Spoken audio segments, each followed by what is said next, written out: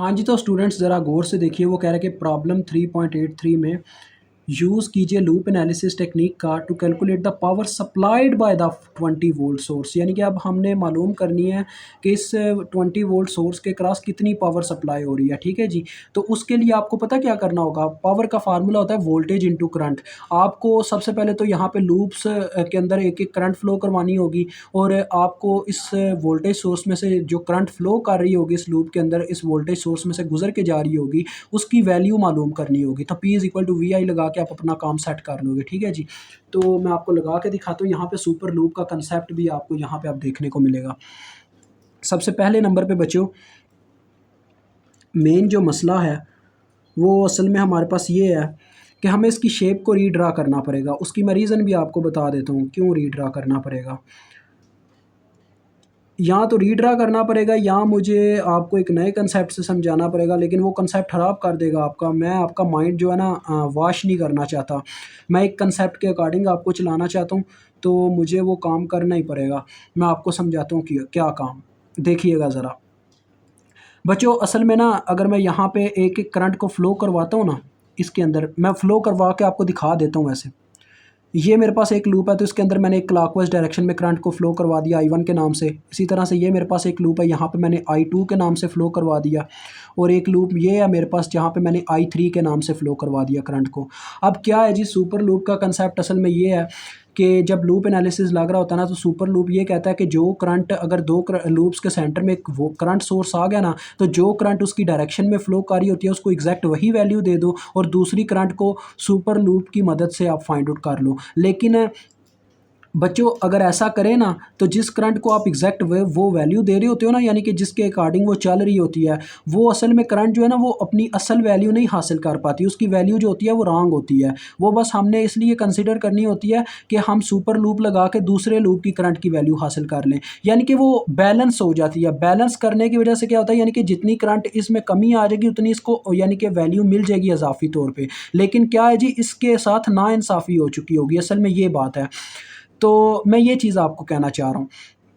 तो आपने हमेशा कोशिश करनी है कि जो आपकी आउटपुट करंट है ना, उसके साथ नाइंसाफ़ी नहीं होने देनी, यानी कि उसको सुपर लूप की करंट नहीं बनाना। यानी कि उसको, अगर उसकी डायरेक्शन सेम हो रही है ना, तो उसके साथ क्या करना है वो मैं अभी आपको दिखाने लगा हूँ, ज़रा गौर कीजिएगा। ये मैं आपके लिए करने लगा हूँ, ज़रा गौर कीजिएगा। यहाँ पे ये दोबारा शेप रीड्रा करूँगा आपके सामने। दो चीज़ों में बच्चों मैं यहाँ पे चेंजिंग लाने वाला हूँ, उसकी रीज़न भी आपको दिखाता हूँ।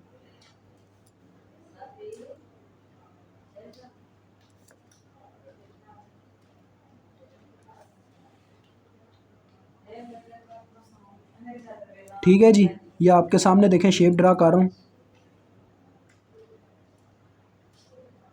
ये मैंने वोल्टेज सोर्स और करंट सोर्स के अंदर वाली जो जगह है वो खाली छोड़ी है, क्यों वो भी आपको बताता हूँ।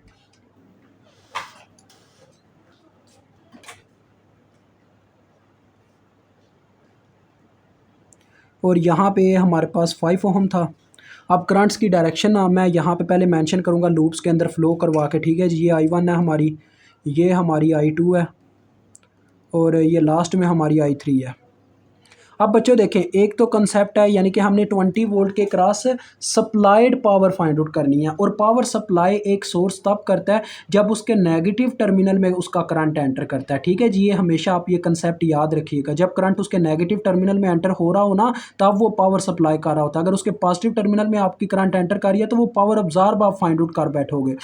तो यहाँ पे देखें, इस लूप के अंदर करंट अपनी डायरेक्शन के अकॉर्डिंग इसके पॉजिटिव टर्मिनल में एंटर कर रही थी। तो एक तो ये मसला था, तो लिहाजा मुझे इसको करंट की डायरेक्शन को, यानी कि इस तरह से जैसे ये मेंशन है, इसको ऐसे सेटल बनाना पड़ेगा कि इसके नेगेटिव टर्मिनल में एंटर करे। तो मैं न्यूटन का थर्ड लॉ इस्तेमाल करूंगा। न्यूटन कहता है कि action and reaction are equal in magnitude but opposite in direction. तो लिहाजा इसको मैं उल्टा कर दूंगा। इस बैटरी को जब मैं उल्टा लगाऊंगा तो पता क्या होगा, ये बैटरी जहाँ पे 20 वोल्ट दे रही थी उसकी जगह -20 वोल्ट देना स्टार्ट कर देगी। यानी कि मैं इसके साइन उल्टे करने लगा हूँ। माइनस का साइन मैंने ऊपर कर दिया, पॉजिटिव का साइन नीचे कर दिया, तो उसी वक्त ये हो जाएंगे -20 वोल्ट। अब देखें, करंट इसके नेगेटिव टर्मिनल में एंटर कर रही है, तो अब ये पावर सप्लाइड सोर्स बन गया, ठीक है जी। अब हम इसके क्रॉस जो भी पावर फाइंड आउट करेंगे वो सप्लाइड ही होगी। लेकिन ये कंसेप्ट था इसके अंदर जो आपको समझाना था कि जब करंट इसके नेगेटिव टर्मिनल में एंटर करेगी तभी पावर सप्लाई होगी। दैट्स वाई हम इसके जो डायरेक्शन है अपोजिट करने के लिए न्यूटन का थर्ड लॉ इस्तेमाल किया। इसी तरह से वो जो प्रीवियस लूप था ना, जैसा कि ये सुपर लूप का कंसेप्ट लग रहा है, तो जब दो लूप्स के सेंटर में करंट सोर्स होता है तो सुपर लूप लगता है। और सुपर लूप में जो करंट यानी कि उस लूप जो दो लूप्स के सेंटर में करंट सोर्स आ रहा है ना, उन दोनों करंट्स में से जो जिस लूप की करंट उस करंट सोर्स के अकॉर्डिंग चल रही होती है, वो वैल्यू हमने उसको दे देनी होती है, जैसा कि मैंने आपको बताया। ठीक है जी। तो लिहाजा यहाँ पे I3 को वो वैल्यू मिल रही थी 2 एम्पेयर, और मैंने आपको बताया था उस करंट के साथ असल में ज्यादती हो चुकी होती है। ज्यादती से मुराद यही है यानी कि उसको एग्जैक्ट वैल्यू नहीं मिलती, वो बस बैलेंस हो जाती हैं करंट। तो जहाँ पे आपको आउटपुट रिक्वायर है ना, वहाँ पे कभी आपने सुपर लूप की इक्वेशन के अकॉर्डिंग उसकी वैल्यू और नहीं रखनी। ठीक है जी। यानी मैं यहाँ पे इसी वजह से I3 की वो वैल्यू नहीं रख रहा। मैं क्या करूँगा, 2 एम्पेयर की करंट को उल्टा कर दूंगा। वो देखें कैसे, मैं यहाँ पे भी न्यूटन का लॉ इस्तेमाल करूंगा। करंट पहले अपवर्ड जा रही थी, उसको डाउनवर्ड डायरेक्शन में फ्लो करवा के उसी वक्त उसके साथ बस माइनस का साइन लगा दूंगा। यानी एक्शन के मैंने रिएक्शन बना दिए हैं। अब इससे बेनिफिट क्या हुआ है कि जो मेरी आउटपुट्स हैं वो सेफ हो गई हैं, यानी कि वो मुझे मालूम ही करनी पड़ेंगी। मालूम करूंगा तो वो बैलेंस, ये वाली करंट होगी, ये वाली करंट बैलेंस होगी, ये नहीं होगी। ये इम्बैलेंस होने की वजह से एग्जैक्ट वैल्यू हासिल कर जाएगी। ठीक है जी। असल ये मेरा कहने का मकसद था। तो आप देखें, सिंपल सी बात है यार, सुपर लूप का कंसेप्ट अब आपके सामने है, मैं लगाने लगा हूँ, ज़रा से देखिएगा बच्चों। पता क्या होता है, जो करंट उस करंट सोर्स के अकॉर्डिंग चल रही होती है ना, उसको हमने एग्जैक्ट वही वैल्यू दे देनी होती है सुपर लूप के अंदर। तो I1 को हम वैल्यू दे देंगे -2, क्योंकि ये इसके अकॉर्डिंग देखें जा रही है, ये ऐसे डाउनवर्ड जा रही है और वो भी डाउनवर्ड जा रही है, और I3 इसके मुखालिफ जा रही है, वो ऊपर जा रही है I3, और ये डाउनवर्ड जा रही है। तो डेट्स वाई I1 बराबर आ गई -2 एम्पेयर के। अब देखें यहाँ पे क्या हुआ है जी, I1 को उसकी एग्जैक्ट वैल्यू नहीं मिल रही, ये उसको इस करंट सोर्स की वजह से वैल्यू मिल रही है जो इसने चूज लिया है। ठीक है जी। तो अब ये इसकी एग्जैक्ट वैल्यू नहीं है, और हमें इसकी एग्जैक्ट वैल्यू चाहिए भी नहीं, हमें तो I3 की एग्जैक्ट वैल्यू चाहिए, क्योंकि हम पावर फाइंड आउट करना चाहते हैं 20 वोल्ट सोर्स के अक्रॉस, और इसकी पावर का फार्मूला है VI। तो वोल्टेज तो -20 है और करंट इसकी I3 है जो इसमें से गुजर रही है, तो हमें I3 फाइंड आउट करनी है। डेट्स वाई हमने I3 को इससे बचाया, हमने इसको 2 वैल्यू नहीं होने दी। ठीक है। अब आपने क्या करना है, देखें अब बच्चों, ये जब वैल्यू आ जाती है ना, फिर सुपर लूप की बाउंड्री असल में ड्रा की जाती है। तो सुपर लूप की बाउंड्री में पता क्या होता है, असल में जिस करंट को वैल्यू मिल चुकी होती है ना, वो असल में ऐसे ही है कि उसने दूसरे का हक मार लिया है। यानी कि I1 ने क्या किया, I3 का हक मार लिया है। अब I3 अपना हक हासिल करने के लिए दूसरे के लूप के अंदर घुस जाएगी। ये असल में कंसेप्ट है। अब मुझे एक और शेप पूरी नहीं ड्रा करनी, आपको समझाना है, तो डेट्स वाई मैं एक और शेप फिर आपके लिए ड्रा कर दूंगा। तो ये आप देख सकते हैं, मैंने तीसरी शेप भी ड्रा कर दिया। उसकी रीज़न ये थी क्योंकि बच्चों, जब सुपर लूप लगाना पड़ता ना, सुपर लूप, तो लिहाजा वहाँ पे हमें एक नई शेप बना के उसमें ये जो आपने करंट सोर्स की जो जिसको वैल्यू दे दी है, जिस कंपोनेंट को, उसने क्या किया, इसको टोटली तौर पे अपने अंदर अब्जॉर्ब कर लिया। अब ये करंट सोर्स ज़ीरो हो चुका है। तो जब करंट सोर्स के अंदर ज़ीरो बैटरी रह जाती है ना, तो एज अ ओपन सर्किट के तौर पर वर्क करता है। डेट्स वाई यहाँ पे ओपन सर्किट आ गया। ठीक है जी। तो लिहाजा इस करंट ने इसकी वैल्यू ले लिया। डेट्स वाई ये 0 एम्पेयर होने की वजह से डिस्चार्ज हो गया, और जब एक करंट सोर्स डिस्चार्ज होता है वो एज आ ओपन सर्किट के तौर पे वर्क करता है, जैसा कि मैंने बताया। तो बाकी एज इट एज होगा सारा सर्किट के अंदर। एक चीज़ पे फ़र्क आएगा, वो मैं बताता हूँ कहाँ पे। ये देखें, ये 10 ओहम है, ये हमारा 5 ओहम है, ये भी हमारा 5 ओहम है, और ये हमारा 20 ओहम है। तो देखो बच्चों, जिस करंट को वैल्यू मिल गई है ना, वो अपनी मतलब जिस करंट को हमने वैल्यू असाइन कर दिया थ्रू सुपर लूप, वो अपने लूप के अंदर ही एज इट एज़ फ्लो करती रहेगी। ठीक है जी। लेकिन जिस करंट को वैल्यू नहीं मिला, यानी कि जिस करंट के साथ नाइंसाफ़ी हुई है, मतलब एक लिहाज से यार आपको समझाने का तरीका है, जिस करंट को मतलब वैल्यू नहीं ना मिली करंट सोर्स की, वो पता क्या करेगी, वो दूसरे के लूप में घुस के अपनी वैल्यू हासिल करेगी, अपना हक हासिल करेगी। तो लिहाजा I3 घुस जाएगी इसके लूप के अंदर। तो ये सुपर लूप और सुपर मैश में फ़र्क है। आपको पता है सुपर मैश की बाउंड्री बस ड्रा होती है, लेकिन इसमें ये ऐसे इस तरह से होता है, यानी I3 दूसरे लूप के अंदर घुस जाती है, क्योंकि इसको अपना हक नहीं मिला, और यहाँ पे तो I2 ही फ्लो करती रहेगी। तो ये आपका ड्रा हो गया जी सुपर लूप के लिए डायाग्राम। अब आप क्या करेंगे, पहले तो सुपर लूप के ऊपर के लगाएंगे अपना क्या नाम है, KVL। फिर अपने लूप 2 के ऊपर केवीएल लगाएंगे और फिर I2 और I3 जब मिल जाएंगी वैल्यूज़ आपको ओवरऑल सारी करंट्स, तो सप्लाइड पावर भी हासिल कर लेंगे हम। तो चलें स्टार्ट करते हैं।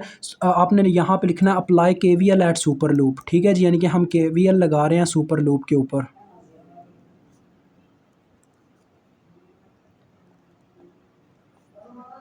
ठीक है बच्चों, apply KVL at super loop. तो केवीएल का मतलब होता है किरचॉफ वोल्टेज लॉ, यानी कि हमने हर एक कंपोनेंट के वोल्टेज लिखने हैं जो इस लूप के अंदर आएगा। तो देखो मैं यहाँ से चलना स्टार्ट करता हूँ बच्चों। असल में ना जो करंट यानी कि दूसरे लूप में घुस के अपनी वैल्यू ले रही है ना, वही सुपर लूप करंट है। तो ये सुपर लूप की बाउंड्री यहाँ से स्टार्ट हो रही है। देखो हम यहाँ से ऐसे चलना स्टार्ट करते हैं तो सबसे पहले नंबर पे जो हमें कंपोनेंट देखने को मिलता है वो है 20 ओहम का रजिस्टर, ठीक है जी। अब इस रजिस्टर में से अब दो करंट्स गुजर रही हैं सुपर लूप की वजह से। एक है I1, ठीक है जी, और दूसरी है I3। तो ज़रा गौर से देखो, I1 भी इसमें से ऐसे ऊपर की तरफ जा रही है और I3 भी अपनी डायरेक्शन के अकॉर्डिंग इसमें ऊपर की तरफ ऐसे जा रही है। तो दोनों की डायरेक्शन सेम है, तो लिहाजा इसमें वोल्टेज कैसे प्रोड्यूस हो रहे हैं, इन दोनों करंट्स के गुजरने की वजह से। तो दोनों करंट्स का सम आ जाएगा सेंटर में। जब डायरेक्शन सेम हो तो फिर दोनों करंट्स ऐसे सेंटर में सम होके आता है, ठीक है जी, यानी current into resistance is equal to voltage आ गया। ये ऐसे होता है। अब मजीद जब आगे बढ़ते हैं तो देखें ये रजिस्टर आता है। इस रजिस्टर में से आप देखें I1 करंट भी गुजर रहा है, I3 करंट भी गुजर रहा है, यानी इन दो करंट्स के गुजरने से भी इसके अंदर वोल्टेज पैदा होते हैं और I2 के गुजरने से भी, यानी टोटल 3 करंट्स इसमें से जब गुजरती हैं इस रजिस्टर में से तब जाके इसमें वोल्टेज पैदा होते हैं। लेकिन आप ज़रा गौर करें कि I1 और I2 I3 की डायरेक्शन तो सेम है, ये जा रही हैं दोनों राइट साइड को, लेकिन I2 को अगर घुमा के देखें तो I2 जाती है लेफ्ट साइड को, यानी कि I1 और I3 की डायरेक्शन सेम और I2 की डिफरेंट। तो हम पॉजिटिव किसे लेंगे, पॉजिटिव उसे लेंगे जिसके ऊपर केवीएल लग रहा है, केवीएल लग रहा है सुपर लूप पे, तो यानी इन दोनों करंट्स को पॉजिटिव लिया जाएगा, इसको नेगेटिव लिया जाएगा।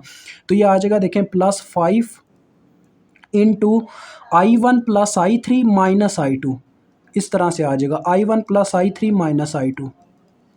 मज़ीद आगे बढ़ते हैं तो फिर से यही कंसेप्ट यहाँ पे 10 ओहम पे भी लग रहा है। देखो 10 ओहम में, लेकिन वहाँ पे कंसेप्ट इस तरह से कुछ लग रहा है, इसमें से सिर्फ दो करंट्स पास कर रही हैं क्योंकि I1 तो अपनी जगह पे है ना, I3 इधर सिर्फ गुजर रही है। तो यहाँ पे देखें 10 ओहम में से I3 करंट गुजर रही है जो कि जा रही है यहाँ पे किस तरफ, राइट साइड को, और जो I2 करंट है वो इसमें से भी लेफ्ट साइड को जाती है। तो डेट्स वाई इनकी डायरेक्शन फिर से अपोजिट होगी। तो न्यूटन का थर्ड लॉ लगेगा, action and reaction are equal but opposite in direction. तो हमें किसी एक करंट को नेगेटिव रखना होगा, तो किस करंट को नेगेटिव रखेंगे, वही बात, उस करंट को नेगेटिव रखेंगे जिसके ऊपर केवीएल नहीं लग रहा, केवीएल जिस पे लग रहा है उसको पॉजिटिव रखेंगे। तो पॉजिटिव रखेंगे I3 को और I2 को हम नेगेटिव ले लेंगे। मजीद आगे बढ़ते हैं तो देखें करंट अपनी डायरेक्शन के अकॉर्डिंग इसके नेगेटिव टर्मिनल में एंटर करती है, तो लिहाजा ये आ जाएंगे माइनस में, तो लिहाजा माइनस इंटू -20 लिखा जाएगा और इज़ इक्वल टू 0, क्योंकि चक्कर मुकम्मल हो गया। हम देखें वहीं पे वापस आगे जहाँ से चलना स्टार्ट किया था, ये लग गया केवीएल सुपर लूप पे। तो ये बच्चों डिफरेंस है सुपर मैश और सुपर लूप में। जिन बच्चों को सुपर मैश का नहीं पता वो हमारी वीडियो देख सकते हैं, हमने कंसेप्चुअल वीडियोस में दोनों की वीडियोस रखी हुई हैं, सुपर लूप की भी और सुपर मैश की भी। अब इनके यार ज़रा ना वेरिएबल्स इकट्ठे करो। देखो I1 की हमें वैल्यू पता है, वो हम ना अभी उसको कुछ नहीं कहते, हम I2 और I3 इकट्ठा करते हैं। पहले नंबर पर I2 आता है तो I2 इकट्ठे करते हैं। ये देखें -5 I2 और ये -10 I2 कितना हो जाएगा, -15 I2। तो ये हमने लिख लिया पहले नंबर पे I2 का वेरिएबल। फिर I3 के इकट्ठे करो, ये देखो 20 I3, फिर यहाँ से हमें मिलेगा 5 I3, 20 और 5 कितना हो गया 25 I3, उसके बाद यहाँ से 10 I3, यानी कि टोटल हो गया 35 I3। और ज़रा गौर कीजिएगा ये बनता है +20, ठीक है जी, +20 दूसरी जानिब जाके बन चुका होगा -20। और यहाँ पे I1 का जो वेरिएबल है उसकी वैल्यू हमें पता है ना, डेट्स वाई उसको उठा के हम दूसरी जानिब ले जाएंगे। पहले नंबर पे तो देखते हैं बनता कितना, ये देखें 20 I1 + 5 I1 इसमें से निकलेगा तो 25 हो जाएगा, और 25 I1 ही बनता है। तो 25 I1 यहाँ पे प्लस में है, दूसरी जानिब जाके माइनस में हो जाएगा, -25 I1 की जगह हम उसकी वैल्यू पुट कर देंगे जो कि -2 है, ठीक है जी। ये इस तरह से आ गया आपके पास। अब ये यहाँ पे आपके पास एक इक्वेशन बनेगी, -15 I2 + 35 I3 is equal to, ज़रा गौर करें क्या नंबर बनता है, ये देखें 25 दो बार बच्चों 50 होगा और माइनस माइनस प्लस हो जाएगा। 50 में से 20 माइनस किया जाए तो 30 बचता है। तो ये आपके पास इक्वेशन नंबर 1 आ गई है आपकी, ठीक है जी। अब आप इक्वेशन नंबर 2 हासिल करोगे इस लूप 2 के ऊपर केवीएल लगा के। तो अप्लाई केवीएल एट लूप 2, ये आपने यहाँ पे लिख लेना है, ठीक है जी। Apply KVL at loop 2। बच्चों ये जगह तंगी के लिए माजरत, क्योंकि यार अब ये साथ में शक्ल बनानी थी, इस वजह से फिर करना पड़ा। तो उसके लिए माजरत चाहता हूँ। Apply KVL at loop 2। इंशाल्लाह नेक्स्ट क्वेश्चंस में आपके लिए ना ध्यान रखूँगा इस चीज़ का। तो अब लूप 2 के ऊपर KVL लगने लगा, ये हमारा लूप 2 है। तो यहाँ से चलना स्टार्ट करते हैं, ज़रा गौर कीजिएगा अब। तो देखें अब मैं KVL लगा रहा हूँ लूप 2 पे, ज़रा गौर से देखिएगा। हम यहाँ से चलना स्टार्ट करते हैं, ठीक है जी, इस पॉइंट से, क्योंकि KVL लगा रहे हैं लूप 2 पे, तो यहीं से चलना स्टार्ट करते हैं। यहाँ से जब हमने चलना स्टार्ट किया तो करंट सबसे पहले नंबर पे इस 10 ओहम रजिस्टर में से गुजरती है, जिसमें वोल्टेज तब प्रोड्यूस हो रहे हैं इस शेप के अकॉर्डिंग देखें तो जब इसमें से दो करंट्स पास करती हैं, एक I2 और एक ये I3 की करंट। देखें दोनों की डायरेक्शन अपोजिट है, I2 जा रही है लेफ़्ट साइड को और I3 आ रही है राइट साइड को, तो दोनों की डायरेक्शन अपोजिट हो गई। तो किसी एक को नेगेटिव लिखना पड़ेगा। नेगेटिव किसे लिखेंगे? जिसके ऊपर KVL नहीं लग रहा। KVL लग रहा है लूप 2 पे, तो उसकी करंट को पॉजिटिव लिखेंगे, तो आ जाएगा 10 × I2 - I3, यानी कि I3 नेगेटिव लिखी जाएगी। ठीक है जी। इसी तरह से मज़ीद जब हम आगे बढ़ते हैं करंट के साथ, तो ये 5 ओहम का रजिस्टर आता है, जिसमें से टोटल 3 करंट पास कर रही हैं। एक है I2 जो कि अब जा रही है लेफ़्ट साइड को, और बाकी 2 करंट्स हैं, एक I1 और एक ये I3 सुपर लूप होने की वजह से ये टोटल 3 हो गई हैं यहाँ पे इसमें से पास करने वाली। तो डैट्स वाई हम लिख लेते हैं +5 इंटू, अब देखते हैं कौन सी करंट पॉजिटिव कौन सी नेगेटिव। अब आपको पता है जिसके ऊपर KVL लग रहा है उस लूप की करंट तो होनी ही यानी पॉजिटिव है। KVL लग रहा है लूप 2 पे, तो I2 तो रहेगी पॉजिटिव। बाकी की 2 करंट्स देखते हैं अब उनके साथ क्या होता है, वो डायरेक्शन के अकॉर्डिंग ही अब पता चलेगा। अगर तो वो I2 के अकॉर्डिंग चल रही हुई तो पॉजिटिव लिखी जाएंगी, अगर उसके मुखालिफ चल रही हुई तो नेगेटिव लिखी जाएंगी। अब I2 जा रही है लेफ़्ट साइड को, और ये देखें I1 भी जा रही है राइट साइड को, और I3 भी जा रही है राइट साइड को, यानी कि दोनों की डायरेक्शन मुखालिफ है I2 के, तो लिहाजा ये दोनों आ जाएंगे माइनस में। उसके बाद नेक्स्ट जब हम आगे बढ़ते हैं तो ये 5 ओहम का रजिस्टर आता है, जिसमें से सिर्फ I2 पास कर रही है। डैट्स वाई इसके सिंपल फार्मूला बन जाएगा 5I2 which is equal to 0, क्योंकि आपका चक्कर मुकम्मल हो गया। तो लिहाजा अब आपने क्या करना है, I2 वाले कंपोनेंट्स इकट्ठे कर लेने हैं। 10I2 + 5I2 ये कितना हो गया 15 और 5 20I2। फिर I3 वाले इकट्ठे करें तो ये देखें -10I3 फिर -5I3 -10 और -5 -15I3 हो गया। ठीक है जी। उसके बाद लास्ट में बचता है I1 का कंपोनेंट, जो कि इसमें ही है सिर्फ -5I1, वो दूसरी जानिब जाके हो जाएगा +5I1। ठीक है जी। और +5 × I1, तो I1 को जब मैं वैल्यू पुट करूँ उसकी, वो जो मुझे मिली हुई है -2, तो क्या आ जाएगा 5 × -2 जो कि -10 होता है। तो ये आपके पास सेकंड इक्वेशन आ गई -10, या आपके पास इक्वेशन नंबर 2 आ गई। अब आप इसको मैट्रिक्स फॉर्म में लिख लें। मैट्रिक्स फॉर्म में बच्चों देखो कैसे लिखते हैं, जो इक्वेशंस के वेरिएबल्स के साथ हमारे पास कांस्टेंट्स लिखे होते हैं, पहले उनको लिखते हैं -15, फिर 35 है, इस इक्वेशन में 20 है, फिर -15 है, फिर इनके वेरिएबल्स लिखते होते हैं कॉलम वाइज, पहले I2 है फिर I3 है, हाँ दोनों इक्वेशन में, फिर इज़ इक्वल टू वाले नंबर्स लिखते होते हैं 30, फिर -10। और अब मैं आपको बताने लगूँ इसको कैलकुलेटर पे असल में सॉल्व किया जाता है। अगर आपको नहीं पता कैलकुलेटर पे कैसे सॉल्व करता है, तो हमारी जाके एग्जांपल नंबर 3.1 की वीडियो देख लें, वहाँ पे मैंने एक्सप्लेन किया हुआ इसको कैसे कैलकुलेटर पर इंसर्ट करके सॉल्व किया जाता है, तो वहाँ से आपने समझ लेना। अभी मैं आपके सामने सिर्फ इनके आंसर ही बताऊँगा सॉल्व करके। तो ये अब आप देख सकते हैं, इस तरह से आपको कैलकुलेटर वैल्यू दे देगा 0.21 और 0.95। ठीक है जी। यानी मेरे पास I2 की वैल्यू आई है यहाँ पे 0.21 मिली एम्पेयर, और जो I3 की वैल्यू आई है वो है 0.95 मिली एम्पेयर। ठीक है जी। ये मेरे पास इनकी वैल्यूज़ आई हैं, और मुझे किसकी वैल्यू चाहिए थी, मुझे I3 की वैल्यू चाहिए थी पावर सप्लाइड निकालने के लिए इसके क्रॉस। तो अब हम पावर का फार्मूला लगाने लगे। यहाँ पे आप लिखोगे power supplied bye 20 volt source, ये उसने लिखा था ना, तो विच इज़ इक्वल टू, अब ज़रा गौर कीजिएगा, ये हमारा वो 20 वोल्ट वाला सोर्स है। तो करंट अपनी डायरेक्शन के अकॉर्डिंग इसके नेगेटिव टर्मिनल में एंटर करती है, तो डैट्स वाई पावर सप्लाइड हो गई। ये तो काम डन हो गया। करंट बच्चों आपने क्या करना है, करंट माइनस में पुट की जाएगी, जिस टर्मिनल में करंट एंटर करती है उस साइन के साथ पुट की जाएगी। ठीक है जी। तो करंट आ गई माइनस में, -I3। ठीक है जी। और साथ में आ जाएंगे वोल्टेज, वोल्टेज कितने हैं -20। ठीक है जी। ये फार्मूला इसका आएगा। ये वाला जो माइनस है ना, ये वाला माइनस, ये जो I3 के साथ आया है, ये असल में यहाँ पे सप्लाइड लिखने के लिए इस्तेमाल हो जाएगा, क्योंकि जब पावर सप्लाइड होती है तो वो माइनस में आती है।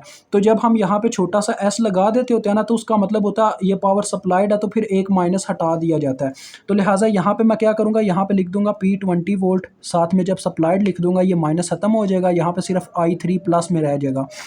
तो आप क्या करोगे, आप यहाँ पे पहले नंबर पे ऊपर वैल्यू मालूम कर लो, चलो ऐसे कर लो, देखो -20, ठीक है, इनटू I3 की वैल्यू पुट की, जब -0.95 मिली, इन दोनों को मल्टीप्लाई करवा के देखते हैं कितना बनता है। 0.95 मल्टीप्लाई बाय 20, तो ये बनता है 19 मिली वाट, ठीक है जी। तो 19 मिली वाट पॉजिटिव में आ रहा है ना, ठीक है जी, पॉजिटिव में आएगा, माइनस माइनस प्लस हो जाएगा, लेकिन हमें एक माइनस जनरेट करना पड़ेगा इस सप्लाइड के लिए। यानी आपको मैं यार असल में ये कहना चाह रहा हूँ, इनमें से एक माइनस जो है ना, आप इस तरह से ही समझ लो, सप्लाइड लिखने के लिए ना इनमें से एक माइनस अब्जॉर्ब हो जाएगा यहाँ पे, इस तरह से समझो, क्योंकि सप्लाइड लिखने के लिए ये फर्स्ट चैप्टर का कंसेप्ट है। इनमें से एक माइनस यहाँ पे अब्जॉर्ब हो गया सप्लाइड लिखने के लिए, तो लिहाजा पीछे रह गया एक माइनस, तो वो माइनस साथ में लगेगा ही लगेगा। तो पावर आपकी आती है -19 वाट, ये आपका मतलब क्या आंसर है। सॉरी, -19 वाट नहीं है, साथ में मल्टीप्लाई भी हो रहा है, 10 पावर इज़ -3, यानी ये मिली। तो आप इसको यहाँ तो लिख सकते हो -19 मिली वाट, या आप इसको लिख सकते हो 0.019, या चलो यार ऐसे ही ठीक है, -19 मिली वाट, ये आपकी पावर का यानी कि आपके क्वेश्चन का आंसर है।